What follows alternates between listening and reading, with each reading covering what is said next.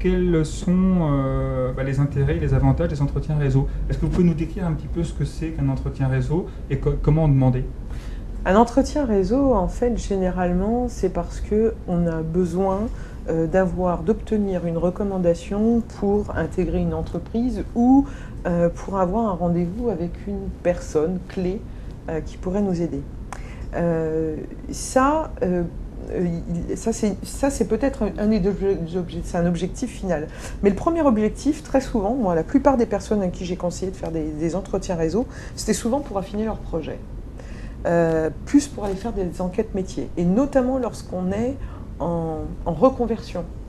Alors donc vous imaginez, vous voulez faire donc un métier, vous pouvez lire effectivement un certain nombre de fiches techniques qui vont vous expliquer ce que c'est que le métier, mais il n'y a pas mieux en fait que de rencontrer en fait un professionnel et de pouvoir aller le voir pour lui demander d'une part si le projet est faisable, est-ce qu'il est réaliste, est-ce que par rapport déjà à son parcours, est-ce qu'il faut ajouter une formation ou pas? Parce que dans les fiches lambda, on dirait, bah tiens, il faut ci, il faut ça, etc. Mais le professionnel, il est tout à fait en capacité de pouvoir dire, ah bah non, moi j'ai des collègues qui viennent pas du tout de cette filière, ils viennent d'une autre filière, et en fait, il leur manquait telle ou telle formation, d'appoint, etc.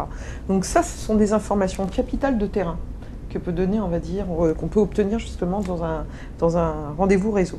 L'idéal aussi dans un rendez-vous de réseau, en dehors de l'entretien, on va dire celui-là d'enquête métier, c'est de pouvoir repartir avec de la recommandation. Donc si par exemple là, notre objectif devient un peu plus clair et qu'on cible une entreprise, un secteur d'activité, une région, qu'on a un projet qui est assez clair pour la personne qui est en face de nous, c'est de lui demander, à votre avis, est-ce que vous avez des recommandations à me faire? Est-ce que je dois contacter? Est-ce que vous pensez que dans votre entourage, il y a des personnes que je pourrais contacter qui pourraient m'aider à l'affiner ou en tout cas à postuler?